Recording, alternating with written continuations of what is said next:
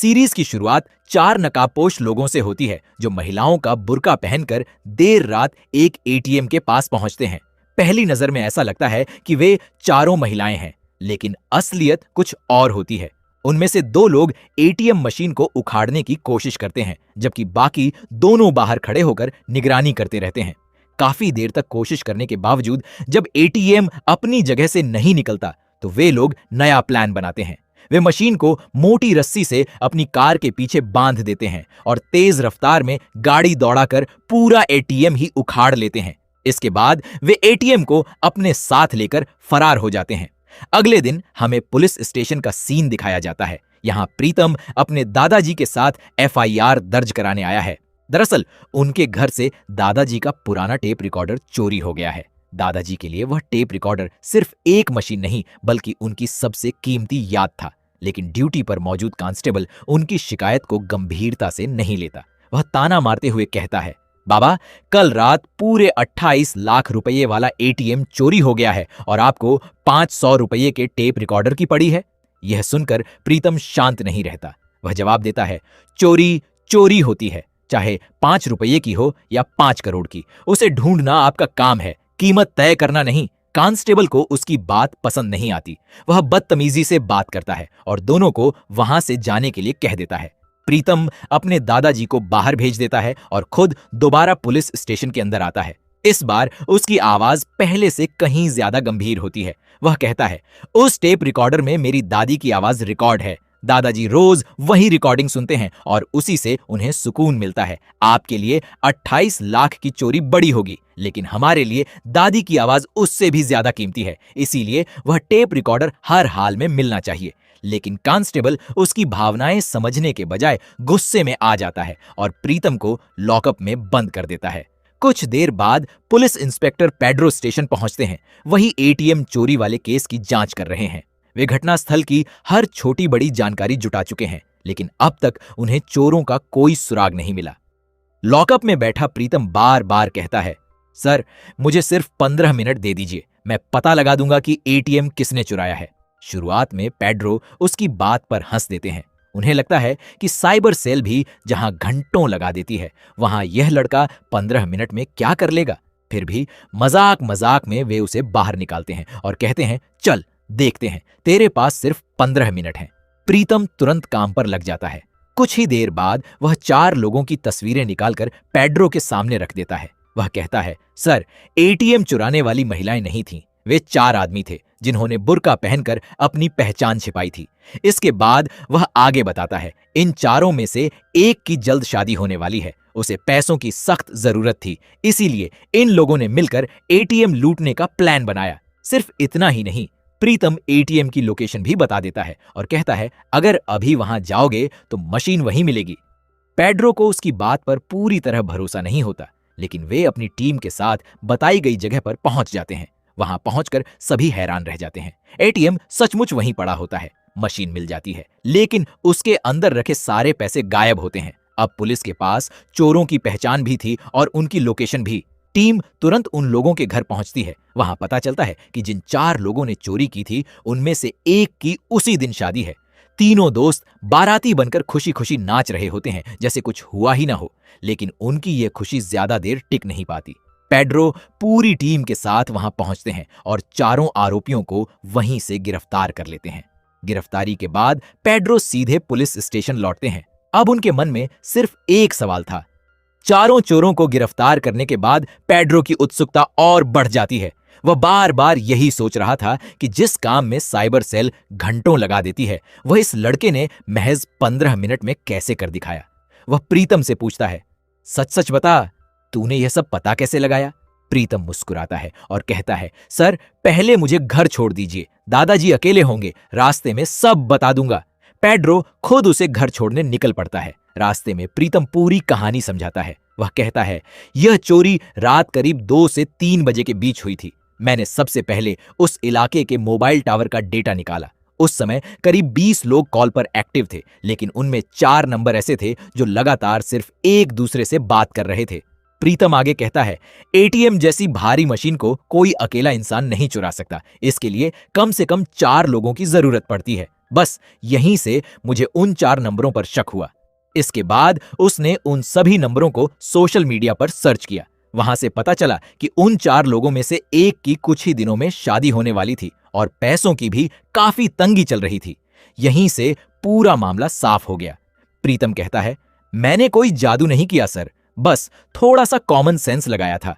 Pedro उसकी बात सुनकर पूरी तरह प्रभावित हो जाता है।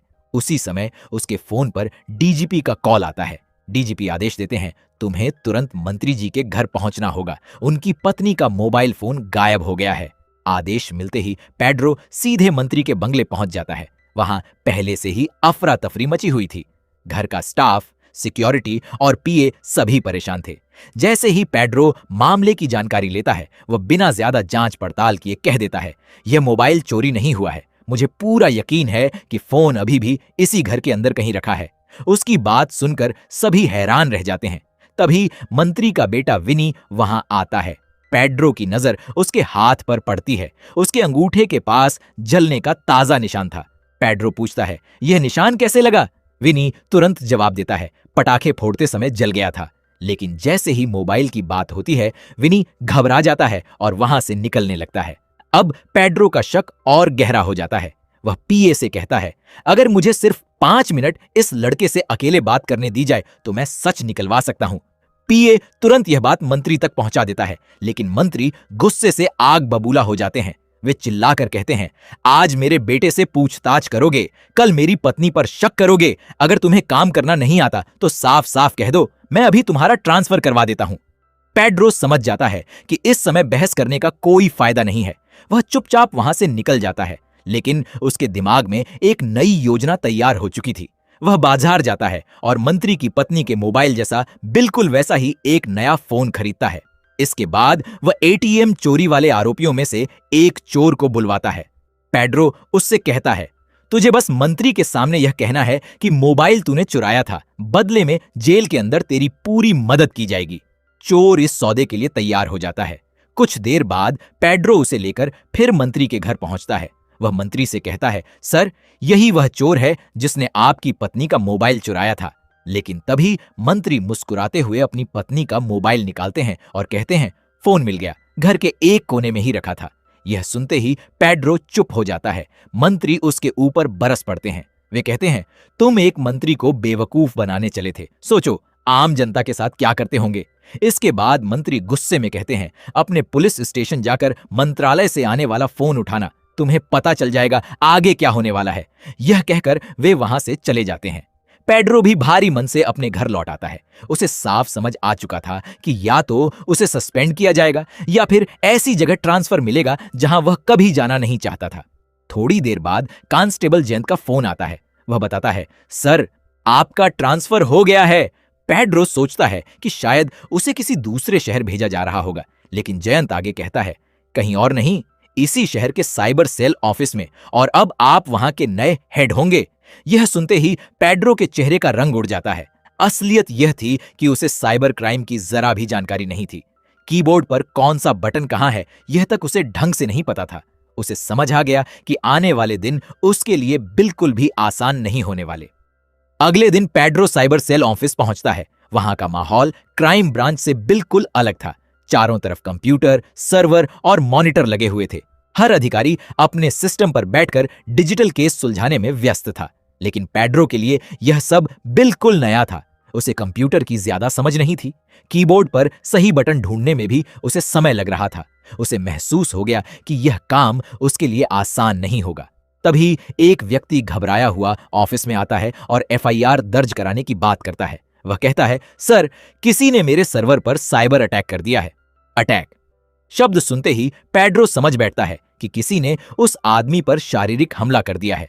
वह पूछने लगता है, हमलावर कितने थे, हथियार कौन सा था, चोट कहां लगी? उस आदमी को समझ ही नहीं आता कि सामने बैठा अधिकारी आखिर कह क्या रहा है। ऑफिस के बाकी साइबर अधिकारी तुरंत बीच में आते हैं और मामला संभाल लेते हैं।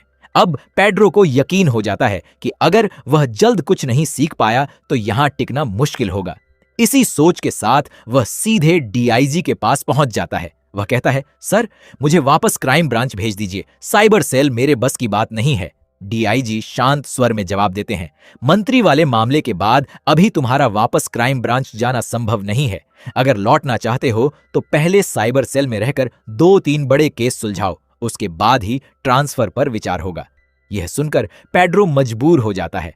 ऑफिस से निकलते ही उसे एक ही इंसान याद आता है, प्रीतम। वह तुरंत उसके पास पहुंचता है। उस समय प्रीतम घर घर जाकर वैक्यूम क्लीनर बेच रहा था। पेड्रो उससे कहता है, मुझे तेरी मदद चाहिए, साइबर सेल अकेले संभालना मेरे बस की बात नहीं है। लेकिन प्रीतम साफ मना कर देता है। वह कहता है, मैं पहले इंजीनियर था लेकिन अब एक साधारण सेल्समैन हूं। मैंने हैकिंग और साइबर की दुनिया हमेशा के लिए छोड़ दी है। पेड्रो भी हार नहीं मानता। वह मुस्कुराते हुए कहता है, अगर तूने मेरी मदद नहीं की तो तेरे दादाजी का टेप रिकॉर्डर भी शायद कभी नहीं मिलेगा। दादाजी का नाम सुनते ही प्रीतम कुछ पल चुप हो जाता है। आखिरकार वह मन मारकर पेड्रो की मदद करने के लिए तैयार हो जाता है। उधर पेड्रो शाम को अपने घर पहुंचता है। उसकी पत्नी स्टेसी पूरे घर को सजा रही थी। आज उनके बेटे लियो का जन्मदिन मनाने की तैयारी चल रही थी। तभी पेड्रो के फोन पर एक कॉल आता है। कॉल एक पत्रकार रूही का था। रूही घबराई हुई आवाज में कहती है, सर, मुझे एक ईमेल मिला है। जिसने यह मेल भेजा है उसने लिखा है कि उसे अपनी पत्नी और उसके बॉयफ्रेंड के अफेयर के बारे में सब पता चल गया है। आज रात ठीक 11:59 बजे वह दोनों को मार देगा और फिर खुद भी आत्महत्या कर लेगा। उसने यह भी लिखा है कि मरने से पहले वह रिसेप्शन पर एक लेटर छोड़ जाएगा ताकि लोग उसकी कहानी जान सकें। यह सुनते ही पेड्रो समझ जाता है कि यह कोई साधारण धमकी नहीं है। अगर समय रहते कुछ नहीं किया गया तो 3 लोगों की जान जा सकती है। वह तुरंत प्रीतम को फोन करता है और पूरी बात बताता है। प्रीतम भी बिना देर किए साइबर सेल ऑफिस पहुंच जाता है। रूही से वह ईमेल मंगवाया जाता है। प्रीतम सबसे पहले उस ईमेल का आईपी एड्रेस ट्रेस करना शुरू करता है। साथ ही वह रूही से कहता है, तुम उसी आदमी को एक नया ईमेल भेजो। जैसे ही वह मेल खोलेगा उसकी लाइव लोकेशन हमारे पास आ जाएगी। कुछ देर बाद सामने वाला व्यक्ति ईमेल खोल देता है। बस इतना होना था कि प्रीतम को उसकी सटीक लोकेशन मिल जाती है। उस व्यक्ति का नाम था कार्लोस, जो पेशे से खुद एक पुलिस अधिकारी था। लोकेशन मिलते ही पेड्रो और प्रीतम तुरंत उस होटल की ओर निकल पड़ते हैं जहां कार्लोस मौजूद था। उधर कार्लोस होटल पहुंच चुका था। वह रिसेप्शन पर जाकर अपनी पत्नी का कमरा पूछता है और अपना पुलिस आईडी दिखाकर ऊपर जाने की अनुमति ले लेता है। उसे पता नहीं था कि पेड्रो और प्रीतम भी उसका पीछा करते हुए उसी होटल तक पहुंच चुके हैं। दोनों तेजी से उसके पीछे भागते हैं। जैसे ही कार्लोस अपनी पत्नी के कमरे के सामने पहुंचता है, पेड्रो उसे रोकने की कोशिश करता है, लेकिन कार्लोस गुस्से में अपनी पिस्तौल निकाल लेता है। अब जरा सी गलती 3 लोगों की जान ले सकती थी। यहीं से इस केस का सबसे खतरनाक मोड़ शुरू होता है। कार्लोस गुस्से से भरा हुआ था। उसकी पिस्तौल सीधे पेड्रो और प्रीतम की तरफ तनी हुई थी। एक छोटी सी गलती किसी की भी जान ले सकती थी, लेकिन पेड्रो ने घबराने के बजाय शांत रहना बेहतर समझा। वह धीरे धीरे कार्लोस के पास जाता है और कहता है, अगर आज तूने अपनी पत्नी को मार दिया तो कल अपने बेटे की आंखों में कैसे देखेगा? जिस बेटे के लिए तू हीरो है वही तुझसे नफरत करने लगेगा। हम पुलिस वाले हैं, हमें कानून पर भरोसा रखना चाहिए, गुस्से पर नहीं। पेड्रो की बातें कार्लोस के दिल तक पहुंच जाती हैं। कुछ पल सोचने के बाद वह कमरे का दरवाजा खोलता है। अंदर उसकी पत्नी अपने बॉयफ्रेंड के साथ मौजूद थी। यह देखकर भी कार्लोस खुद पर काबू रखता है। वह सिर्फ इतना कहता है, आज के बाद तुम दोनों साथ रहना, लेकिन मेरा बेटा मेरे साथ रहेगा। इतना कहकर वह बिना किसी को नुकसान पहुंचाए वहां से चला जाता है। प्रीतम यह सब देखकर हैरान रह जाता है। वह पेड्रो से कहता है, सर, आज आपने जिस तरह बिना गोली चलाए यह मामला संभाला, मैं सच में आपका फैन बन गया। रात को जब पेड्रो अपने घर लौटता है तो वहां माहौल बिल्कुल अलग होता है। स्टेसी बेहद नाराज थी। आज उनके बेटे लियो का जन्मदिन था, लेकिन पेड्रो अपने काम में इतना व्यस्त रहा कि समय पर घर ही नहीं पहुंच पाया। दोनों के बीच बहस शुरू हो जाती है। बहस इतनी बढ़ जाती है कि स्टेसी रोते हुए एक ऐसा सच बताती है जिसे सुनकर प्रीतम भी बाद में हैरान रह जाता है। असल में लियो अब इस दुनिया में नहीं था। कुछ साल पहले उसकी मौत हो चुकी थी। स्टेसी आज भी उस सदमे से बाहर नहीं निकल पाई थी और वह अपने बेटे की मौत का जिम्मेदार पेड्रो को ही मानती थी। गुस्से में वह घर छोड़कर चली जाती है। पेड्रो उसे कई बार फोन करता है, लेकिन स्टेसी उसका एक भी कॉल रिसीव नहीं करती। अगले दिन प्रीतम फिर से वैक्यूम क्लीनर बेचने में लगा होता है। वह अपने काम में इतना माहिर था कि लोग उसकी बातों में आकर आसानी से प्रोडक्ट खरीद लेते थे। तभी पेड्रो का फोन आता है। वह खुश होकर कहता है, प्रीतम, तुम्हारे दादाजी का टेप रिकॉर्डर मिल गया है। यह सुनते ही प्रीतम सब कुछ छोड़कर सीधे पुलिस स्टेशन पहुंच जाता है। वह टेप रिकॉर्डर देखकर खुश तो हो जाता है, लेकिन अगले ही पल उसकी खुशी गायब हो जाती है, क्योंकि टेप रिकॉर्डर के अंदर लगी असली कैसेट गायब थी।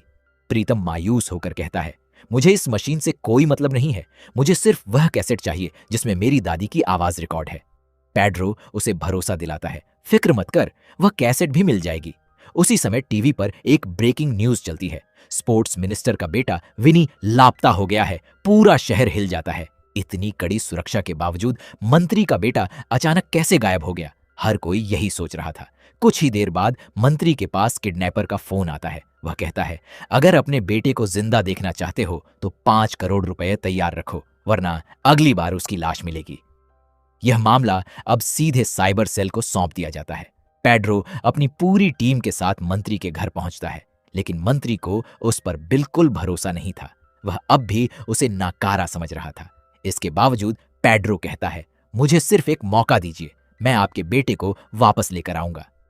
जांच शुरू होते ही पेड्रो एक संदिग्ध व्यक्ति बॉबी के बारे में पता लगाता है। वह तुरंत अपनी टीम के साथ उसके घर पहुंचता है, लेकिन वहां जाकर सब हैरान रह जाते हैं। जिस बॉबी को वे एक अपराधी समझ रहे थे, वह तो एक 102 साल की बुजुर्ग महिला निकली, जिसकी उसी दिन मौत हो चुकी थी।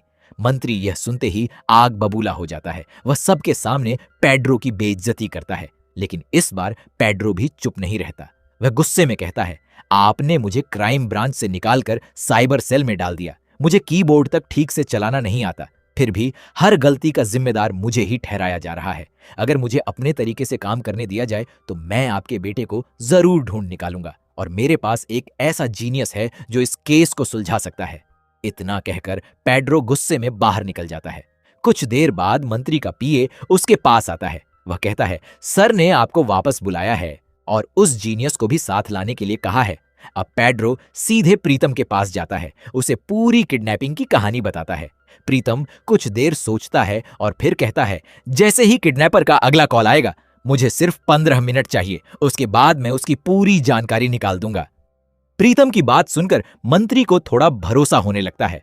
अब सभी लोग किडनैपर के अगले फोन का इंतजार करने लगते हैं।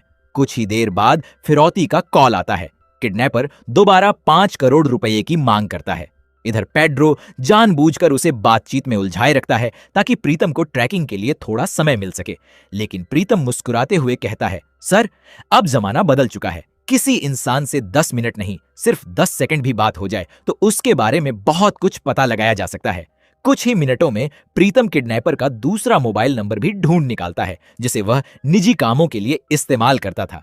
फिर उसी नंबर के जरिए उसकी लोकेशन ट्रेस कर ली जाती है। लोकेशन मिलते ही साइबर सेल की पूरी टीम वहां पहुंच जाती है। जांच के दौरान पता चलता है कि रोज शाम करीब 4:30 बजे किडनैपर खाना लेने के लिए घर से बाहर निकलता है। प्रीतम कहता है, यही सही मौका होगा, जब वह बाहर जाएगा तभी हम उसके घर की तलाशी लेंगे। लेकिन तभी प्रीतम एक और बात कहता है, सर, मुझे पूरा शक है कि इस किडनैपिंग में मंत्री की पत्नी श्रद्धा का भी कोई न कोई हाथ जरूर है। यह सुनकर सभी चौंक जाते हैं। प्रीतम समझाता है, अगर हमें श्रद्धा मैडम के फोन का डेटा मिल जाए तो बहुत कुछ साफ हो जाएगा, लेकिन उनका मोबाइल सीधे हाथ लगना आसान नहीं था। तभी पता चलता है कि श्रद्धा अपने घर में एलेक्सा का खूब इस्तेमाल करती है। प्रीतम उसी एलेक्सा का एक्सेस लेने की कोशिश करता है। सिस्टम पासवर्ड मांगता है। सभी अलग अलग पासवर्ड डालते हैं, लेकिन कोई भी काम नहीं करता। आखिर में पेड्रो मजाक में 12,345 डाल देता है, और आश्चर्य की बात यह कि वही पासवर्ड सही निकल आता है। अब एलेक्सा की पूरी हिस्ट्री उनके सामने थी।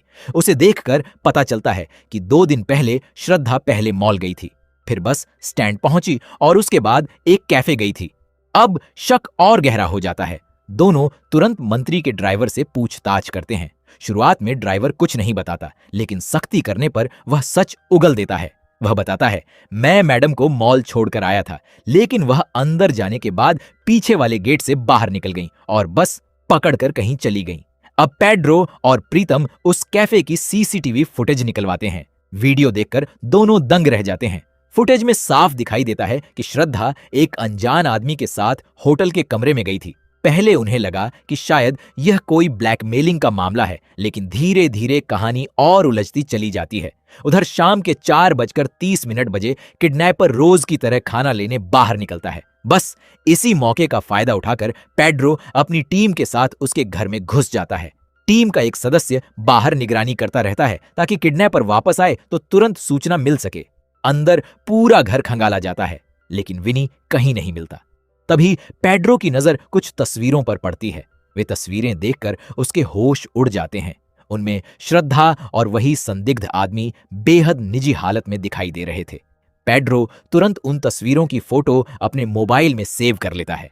उसी समय बाहर से सूचना मिलती है कि किडनैपर लौट रहा है। पेड्रो बिना देर किए पूरी टीम के साथ वहां से निकल जाता है। अब उसे पूरा यकीन हो चुका था कि श्रद्धा इस आदमी को अच्छी तरह जानती है। कुछ देर बाद पेड्रो श्रद्धा से अकेले में बात करता है। वह बिना घुमाए फिराए सीधे पूछता है, क्या अपने ही बेटे की किडनैपिंग तुमने करवाई है? इसके साथ ही वह श्रद्धा और उस आदमी की तस्वीरें भी दिखा देता है। श्रद्धा रोने लगती है। वह कहती है, हाँ, यह आदमी मेरा पुराना प्रेमी है, उसका नाम लोबो है, लेकिन मैंने अपने बेटे की किडनैपिंग नहीं करवाई। इसके बाद वह पूरी सच्चाई बताती है। लोबो 7 साल जेल में रहने के बाद बाहर आया था।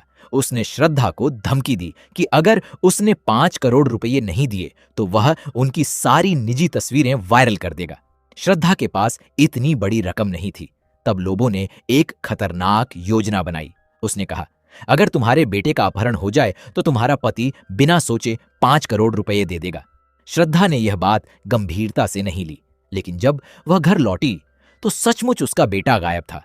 अब वह खुद भी समझ नहीं पा रही थी कि आखिर उसके बेटे को किसने उठाया। उसे सिर्फ इतना पता था कि ब्लैकमेल असली था, लेकिन किडनैपिंग किसने की यह उससे भी छिपा हुआ था। यहीं से मामला पहले से कहीं ज्यादा रहस्यमय हो जाता है। उधर कहानी में पहली बार असली मास्टरमाइंड मार्टिन की एंट्री होती है। वह एक बेहद तेज दिमाग वाला हैकर था जो अपने हर कदम की प्लानिंग पहले से कर चुका था। एक दिन वह मॉल में एक मंत्री का इंतजार करता है।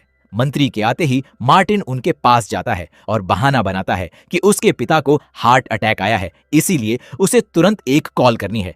जैसे ही मंत्री अपना मोबाइल उसे देते हैं, मार्टिन चालाकी से उनके फोन पर आया OTP देख लेता है। उसी OTP की मदद से वह मंत्री का जीमेल अकाउंट हैक कर लेता है और उसकी सारी जानकारी एक बड़े गिरोह को बेच देता है। दूसरी तरफ मार्टिन लोबो को फोन करके चेतावनी देता है कि पुलिस उसके घर तक पहुंच चुकी है। वह उसे एक प्लान बताता है। लोबो तुरंत मंत्री को कॉल करता है और धमकी देता है कि अगर पुलिस उसके घर के आसपास रही तो वह विनी को मार देगा। बेटे की जान के डर से मंत्री तुरंत पुलिस को पीछे हटने का आदेश दे देता है। इसी बीच कांस्टेबल जयंत को प्रीतम की दादी वाला टेप मिल जाता है, लेकिन जब उसे चलाकर देखा जाता है तो उसमें दादी की आवाज नहीं बल्कि एक भोजपुरी गाना रिकॉर्ड होता है। प्रीतम निराश हो जाता है।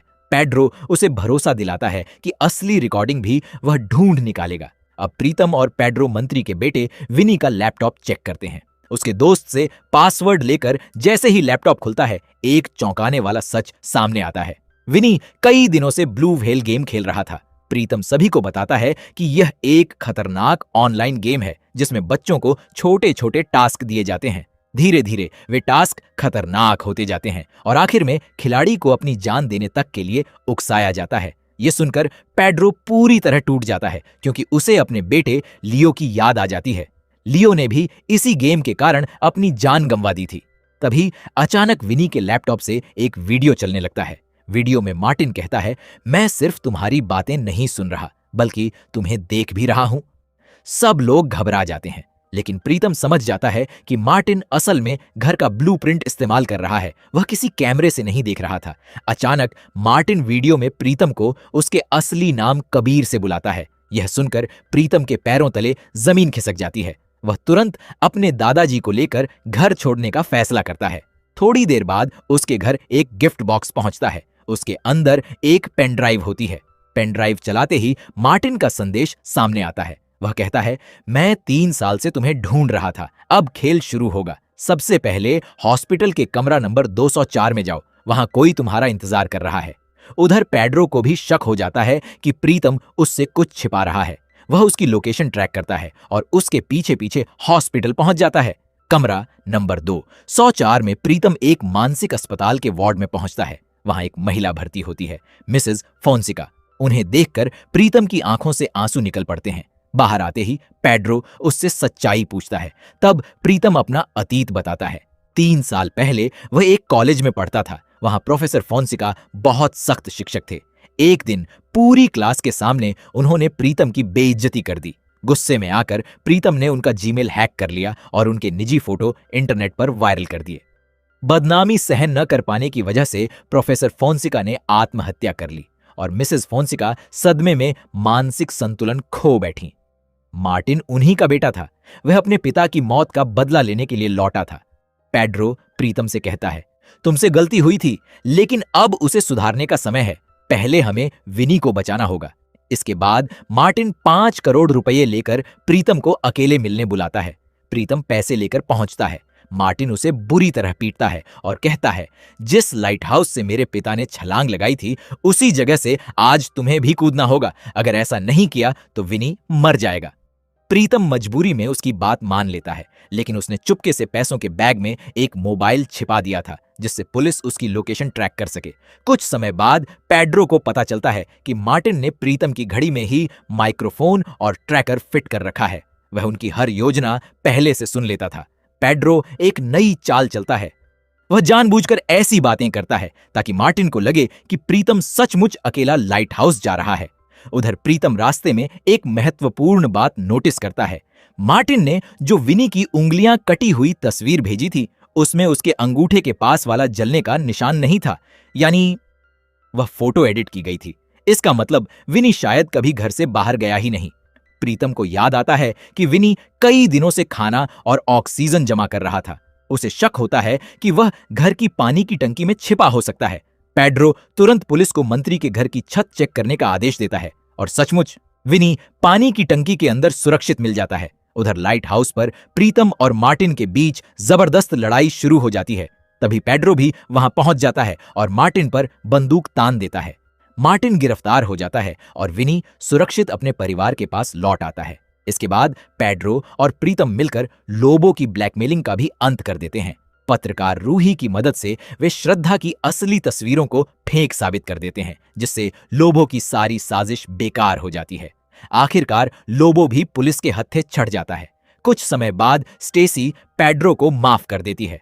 वह वही पुराना गीत गाती है जिसे सुनकर प्रीतम पहचान जाता है कि यही उसकी दादी का पसंदीदा गाना था। वह उस गीत की रिकॉर्डिंग अपने दादाजी को सुनाता है और वर्षों बाद उनके चेहरे पर फिर से मुस्कान लौट आती है।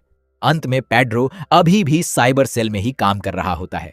तभी एक मशहूर इन्फ्लुएंसर उसके पास शिकायत लेकर आती है और कहती है, सर, मेरे फॉलोअर्स चोरी हो गए हैं, उन्हें वापस दिला दीजिए। यह सुनते ही पेड्रो सिर पकड़ लेता है और तुरंत प्रीतम को फोन करके मजाक में कहता है, अगर मेरा ट्रांसफर जल्द क्राइम ब्रांच में नहीं हुआ तो मेरी लाश ही मिलेगी। प्रीतम हंस पड़ता है। इसी मजेदार पल के साथ ये वेब सीरीज खत्म हो जाती है। अगर आपको हमारी यह वीडियो पसंद आई हो तो वीडियो को एक लाइक जरूर करें। अगर आप ऐसे ही दमदार वेब सीरीज, मूवीज और थ्रिलर की आसान हिंदी में पूरी कहानी देखना चाहते हैं तो हमारे चैनल को सब्सक्राइब करना बिल्कुल मत भूलिए। साथ ही बेल आइकन को भी दबा दें ताकि हमारी हर नई वीडियो का नोटिफिकेशन सबसे पहले आपको मिले। मिलते हैं अगली शानदार वीडियो में। तब तक अपना ख्याल रखिए।